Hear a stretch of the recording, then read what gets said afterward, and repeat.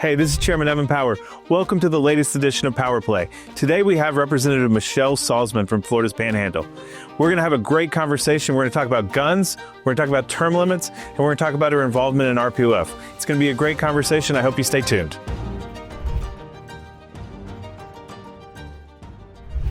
Well, Representative, thank you for joining us. You're one of my good friends in this process, so we're happy to have you here. Thank you. Thanks for having me. I'm really excited. I know that you've had this show going for a little while and you've had some great folks on, so I'm just really excited to be included in that list of great leaders. Let's start. Let's let our viewers know, how did you get your start in politics and why did you make the decision to run for office? Sure. So it was about 6 years ago. Crazy as it sounds, I'd never done anything in politics before. And I was driving down one of our state roads and I was on the phone with somebody and I was like, who's in charge of these roads? They're awful. You know what I'm talking about. You're driving down the road, you have traffic everywhere, you're late for something, and you're like, why is this construction still happening? So it just prompted me to look into who my representative was, what they were doing, and I thought, you know what, I should do that. I could do that better. I know I could do that, and I did. And one of my first things I did within like a month of getting elected was fixing the road. So I did. DOT was more than happy to accommodate, and we got that fixed. And then from then on out, I was like, wow, I'm here. Now what do I do? So just working on a lot of fun things over the past 6 years. Yeah, 6 years. Yeah. 7 years. You got a year left. So you were a veteran before you got in this process. Yeah. So talk about what that experience is like being a legislator who's a veteran and what issues you've worked on that have helped our veterans during your time. So first, go Army, beat Navy. I know the game's coming up. But yes, I joined the Army at 17 and I had a blast. I really enjoyed serving my country. I knew that I wanted to do something bigger than myself. And I mean, I was fresh out of boot camp and AIT, which is the training, the specialty training, and they deployed me to Tuzla, Bosnia in 1995. That tells you how old I am. And served 5 years in the Army, and I loved it. It was like I said, it was a great experience. You learn what it's like to be on a team. You learn the importance of following directions and the importance of the team and just being a part of something bigger than yourself. And it really shaped who I was. They say when you go in the military that it changes you and you never change back from that mindset. And it is so true. It has followed me in everything that I've done, and especially in the legislature. Currently, we have a chain of command. You nominate, as a member, you nominate your speaker. It's not like they just appear. We do that through a very egregious process. But when you have that leadership, you've got to honor that. You've got to honor the speaker. You've got the chairs of the different committees. You've got sub-chairs. You've got whips. You've got minority and majority leaders. And those are all in an org chart. We're literally an org chart, just like any other business. And so you should follow that chain of command when you're trying to get some sort of process done. You should go look, where's that process fall? Is it commerce? Is it healthcare? VA is healthcare. If you don't know, it's a very unique thing, but the Department of Veterans Affairs is funded through the healthcare budget. So it's just this whole system. And if you can follow that protocol and if you can understand the importance of following protocol, you're much more successful, but it's also a lot easier. Not just the success, but you're not running in circles. A lot of these kids, although they're about my age, but they literally will run in circles. They're like, hey, I can't figure out why my bill's not moving. I can't figure out why my bill's not moving. I'm like, why are you asking me? I'm in commerce. That's judiciary. You're not even in the right silo. So chain of command matters. And it was really a great experience serving in the military. And of course, this is an honor of a lifetime to serve in the legislature too. So what, during your time, your 7 years now in the legislature, what are the issues that you worked on that mattered the most to you? And what do you think is your biggest achievement as a legislator? Those are good questions. The most important thing to me is helping people that can't help themselves. I think that government is supposed to be a conduit. We're supposed to connect people to the resources. We're not supposed to replace resources. We're not supposed to replace the people. We're just supposed to be the connector. And the people that need it most are the veterans, the disabled, the children, So I focused my whole time on helping people that can't help themselves. A majority of the legislation I've passed has been geared towards the veterans and the military service members. So it's kind of ingrained in me. It's just something that I've done. Another thing that I've focused on is the safety aspect of things when it comes to children and sidewalks and walkability is what we call it. I worked on that for a couple of years. I've also done a lot of stuff in the space of the financial world. The CFO, former CFO, now Congressman Jimmy Petronas, he and I would do bills together every year. Another issue that I focused on was term limits for county commissioners. I filed it for many years in a row, passed it off the House floor last year. Didn't get it through the Senate. Did a lot of stuff in the healthcare space, working on the mental health aspect of it. I created something for the Panhandle called the Mental Health Task Force, and that task force was comprised of a bunch of hospital CEOs, the sheriff, the prison warden, the mayor, county commissioners, every secretary, ACA, DCF, Department of Health sent folks. So the governor sent a lot of his leaders there. Every 3 months we met for several years, just diving in and trying to figure out what are we doing wrong in the healthcare space, not just in the Panhandle, but across the state of Florida. Created some really great statewide policies there. We're rounding that out, but they moved me to commerce this past year. So I still dabble in the healthcare space. Like I said, VA falls under healthcare, and I'm about to open up for the first thing, anything like it in the state of Florida.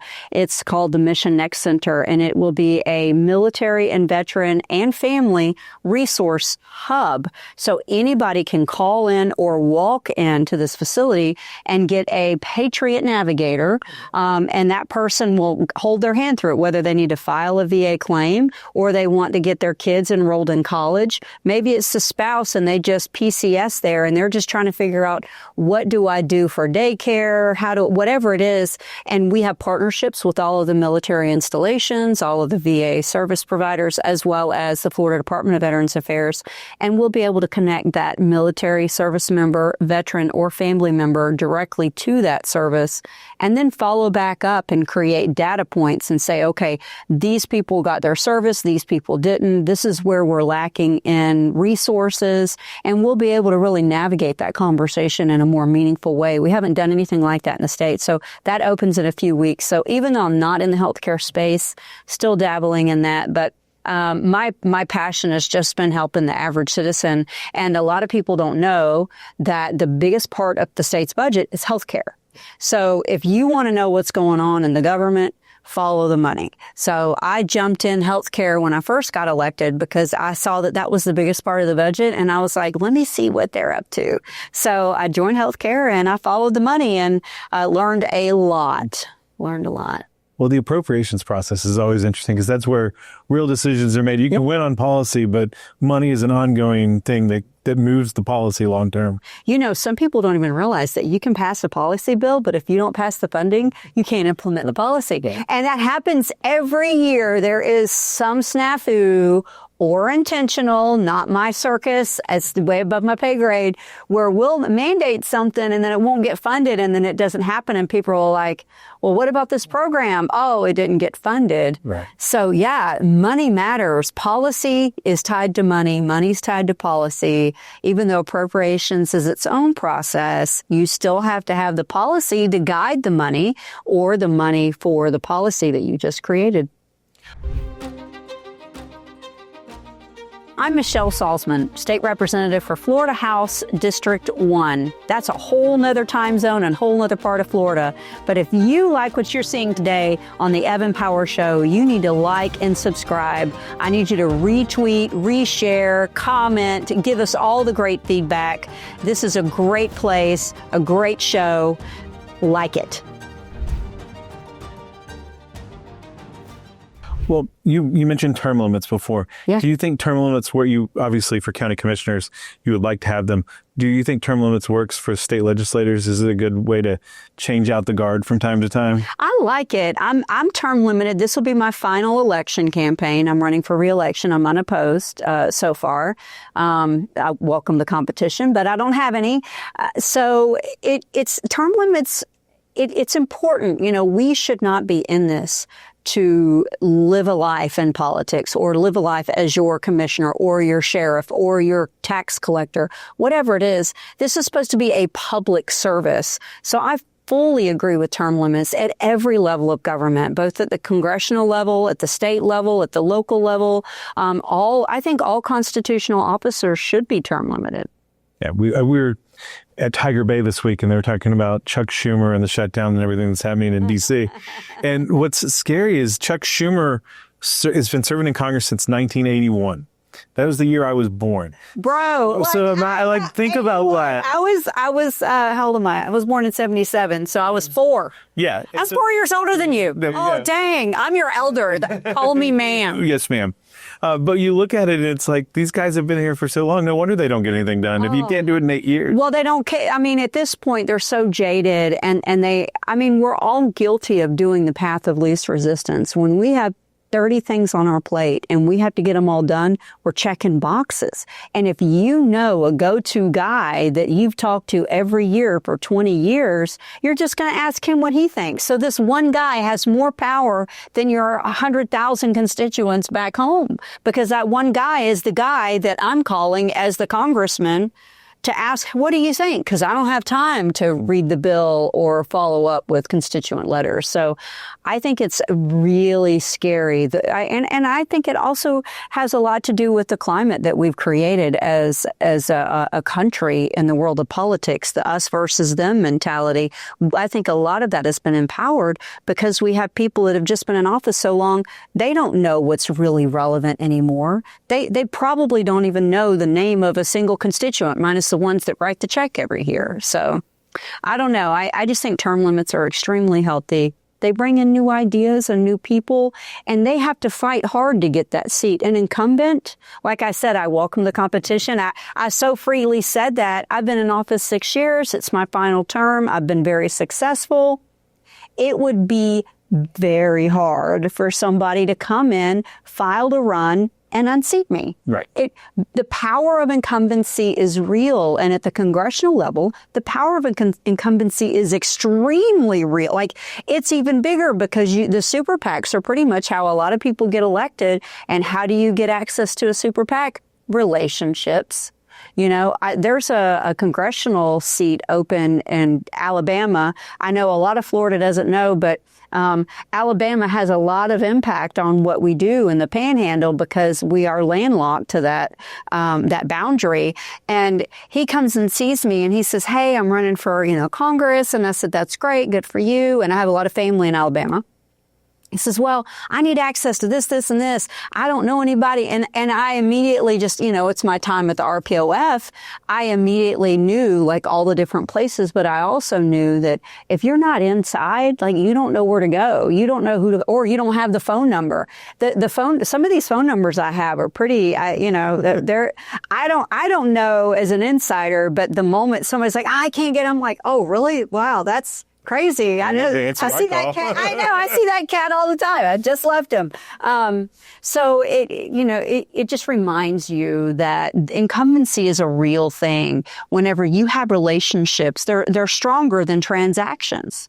They really are. You know that as a human being. All the listeners know that. When you go to church or you go to the doctor or your neighbor, if you've talked to them for 20 years in a row, even if it's the same mundane conversation, you're more inclined to trust the words coming out of their mouth than you are if you just met that churchgoer, neighbor, or whatever. It's the same thing in Congress or in, U.S. Senate. If you've been around them for a long time, you just know that's where I go. This is who I talk to.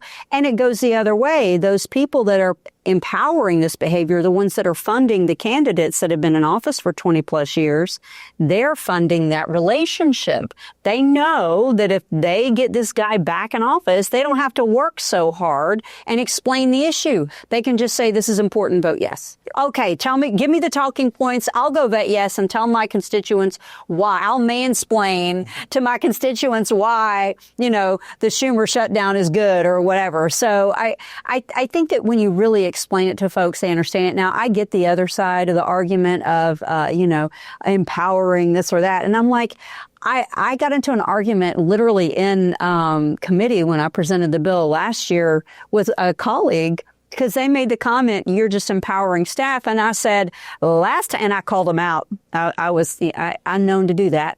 I said, last time I checked, we signed the checks.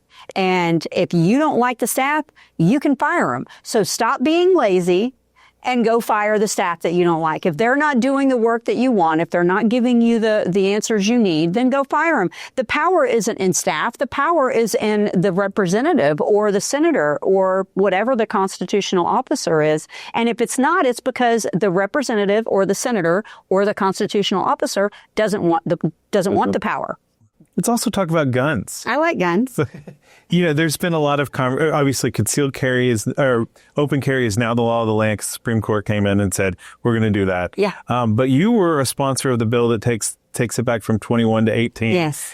Tell us why you filed that bill and how you got it out of the House. I live in the Panhandle. We're a little different. We just believe in God, guns, and glory. That's about it. If you can just do that, they don't care about the rest.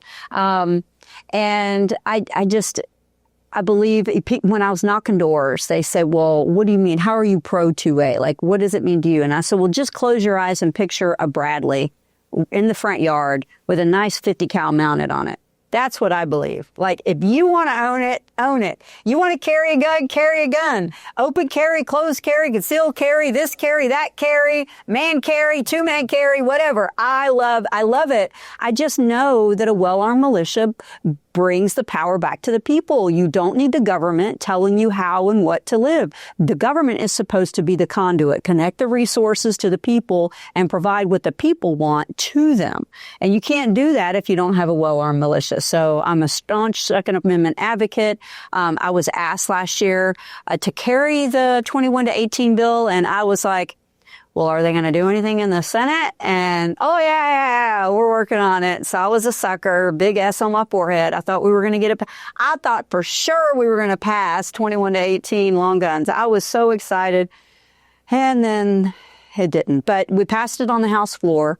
It was quite easy. When you're having conversations with your colleagues, you know what triggers them. You know what doesn't trigger them. Do you want to spend 2 or 3 hours in debate? No, I don't want to debate you for 2 or 3 hours over what is constitutional and what's not. How about I just say, I believe in the right to defend myself, and we'll just leave it at that. So I passed it very smoothly. It got all kinds of letters and stuff from leadership. They're like, I can't believe you did that. No, this.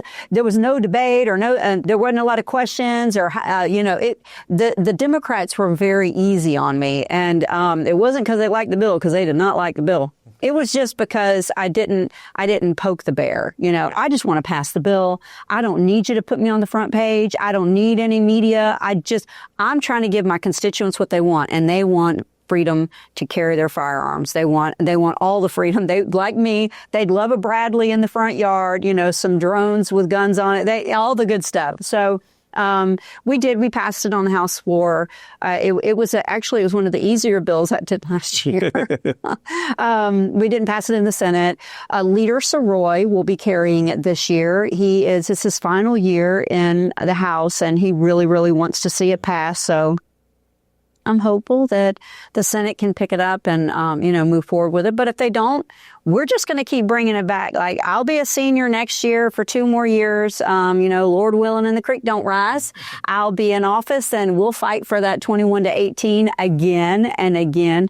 I'm going to tell you, when they take away your rights, it is so hard to get them back. It is so hard to unwind when somebody puts restrictions like that on there. And we have worked really diligently to do that. So I voted yes on that bill more times than I can count, and we're still running that bill. But that's back to the conversation earlier. There are 2 chambers, and you have got to get both chambers to marry on that topic. You just have to. And it's tough work to get everyone to agree. It is, but that's on purpose. It's intentional. We should not be making laws that aren't supported by the people. And if the representatives and the senators are listening to the people, we'll get there. I hope you're enjoying this latest edition of Power Play. Thanks for following along on this journey with Florida's elected officials. Please continue to like, subscribe, and share so that we can continue bringing new content to you. So not everyone knows you serve on the RPOF. You work with us. You are the appointee caucus chair. So you represent all the people that represent the Senate, the House, the governor, all of them. And so What is your experience working with the RPOF, and what do you think we do well at the RPOF? So I think it's one of my favorite things I've done in the legislature. Absolutely one of my favorite things, because if you truly believe that you are here to represent people as a constitutional officer, then it gives you a lot of meaning when you know that you can help people. And serving on the executive board, you meet all the people all over the state. I meet all the people, the ones that are out there that are knocking on the doors and that are registering voters and that are bringing the ideas and the important things to the party, saying, this is what our platform should be. I mean, that is so empowering, and I love it. Even when they don't like what I'm doing, I love it. I'm so grateful. I killed several bills last year, one of which took almost all of my political capital I had, but I was not going to hear that. I was like, I'm not going to hear the bill. I promised you I wouldn't hear the bill. I'm not going to hear it over my dead body. And then I get a call, hey, we need to put that bill up. I was like, no, I cannot hear that bill. My dead body. But it was from the advocacy of the RPOF, from the RECs, the various communities. And they just they text, the first text I got, this bill needs to die. I'm like, okay, why? Why do you want to kill it? Like, I like that dude, my colleague's pretty cool, and they're like this, that, and the other. And I said, no, that's not substantive. Like, tell me what parts of the bill you don't like. Because I challenge everybody at these RPOFs quarterly meetings. I say, call me if you need help. If your state lawmaker isn't answering their phone, I'll answer my phone and I'll talk to you. Well, they take me up on it, and I love that. I do. I've enjoyed it. But that's what they did. So they all took me up on it. They said, you said I could call you. And I had almost every REC in Florida reach out to me on one particular bill. And I said, guys, you've got to give me reasons. And one person sent me a whole list, and I said, that's all I need. That's all I need. I can't go and say, well, I feel it's bad. I have to say, this is the implications of the language, and this is what it's going to do to our local communities. That's why I can't hear it. And it was that easy. I mean, but it's empowering to see these people, and they work so hard. You know how much we make? Zero. Like, these guys are working 40 hours a week for nothing, because they love their country. They love their Constitution. They love their governor. They love their the president, whomever, maybe their congressman. I don't know.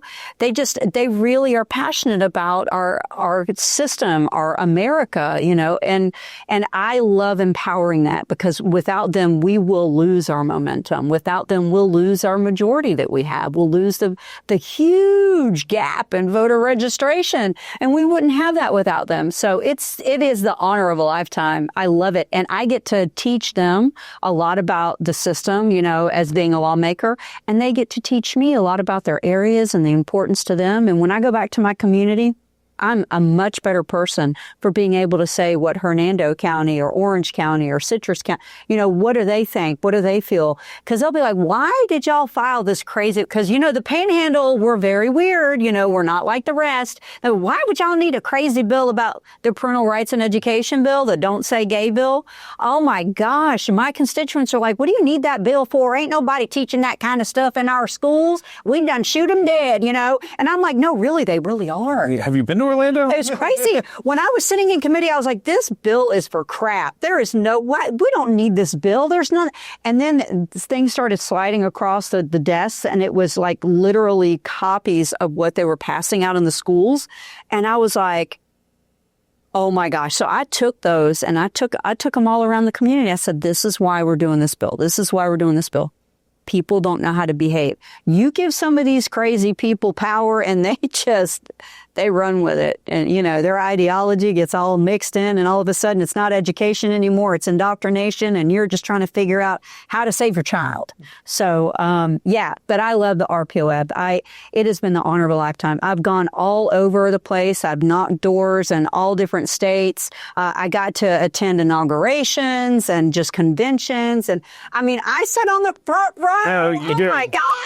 It was so fun. If you go back and watch the convention, you will not miss Michelle Salzman. No, it was great. It was so good. I loved it. The energy, and We made it. This is the moments we're going to be talking about for decades in the future. We're just going to be sitting back going the good old days when we had this big voter registration gap and we had the supermajority in the House and the Senate and the governor and this and that and the president. Because, unfortunately, I can't see a world where we get to keep power forever. Correct. So I think we are in the moment. We're going to be the ones that got to experience the best moment for America's history. I truly believe that.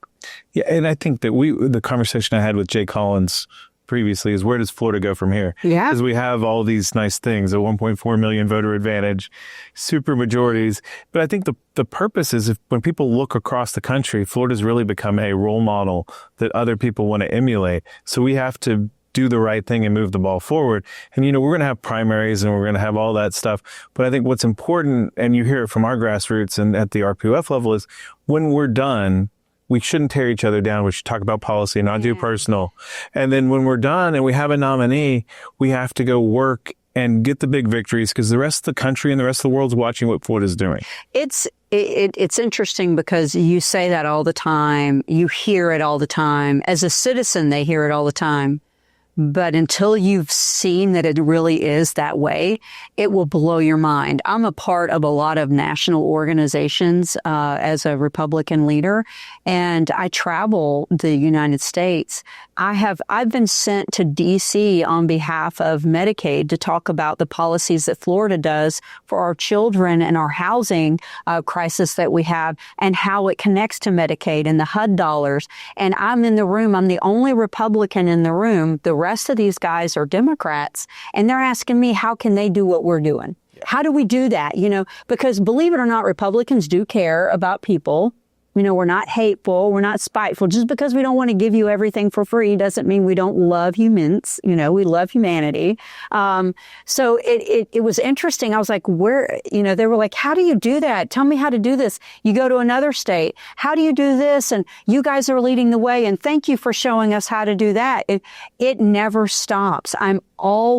Every week, there's somebody telling me from another state they want to do something like Florida. How can we do it like Florida? How did you get that done? So it's not a punchline. It's not something that you're just saying. It's real. So the pressure for Floridians to get it right is hard. We can't just file a bill and be done with it, because everybody's watching us file this bill. They're watching how we move it through the process, how it lands.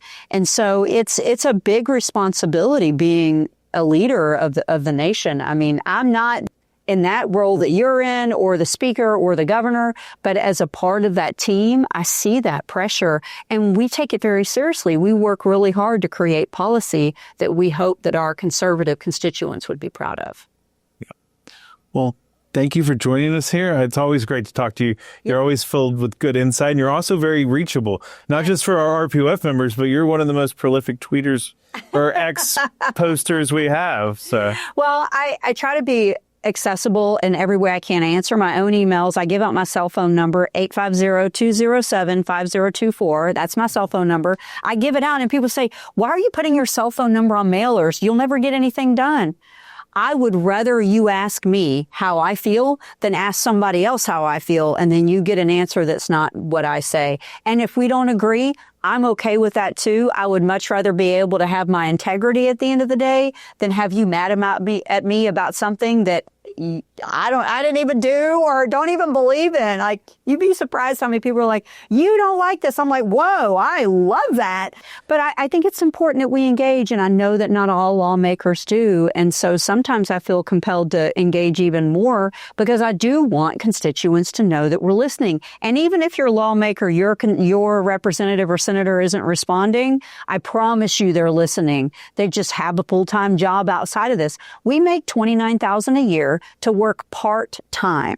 So a lot of these guys, they have full-time jobs, but this is my full-time gig. I gave everything up so that I could be completely focused on this. I was just so honored to win. I mean, it was crazy. I never did anything in politics before, so buckle up, Florida.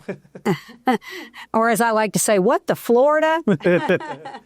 Well, thank you for joining us. I'm sure our viewers will enjoy this. Yeah, thank you. Thank you for taking the time. Thank you. I'm Michelle Salzman, Florida House Representative, District 1. You can find more information about me by going to my website, votesalzman.com. Thank you for joining this latest edition of Power Play with us. Michelle Salzman was great. I hope you enjoyed that conversation. Please remember to like, subscribe, and share, and comment and tell us who you want to hear next.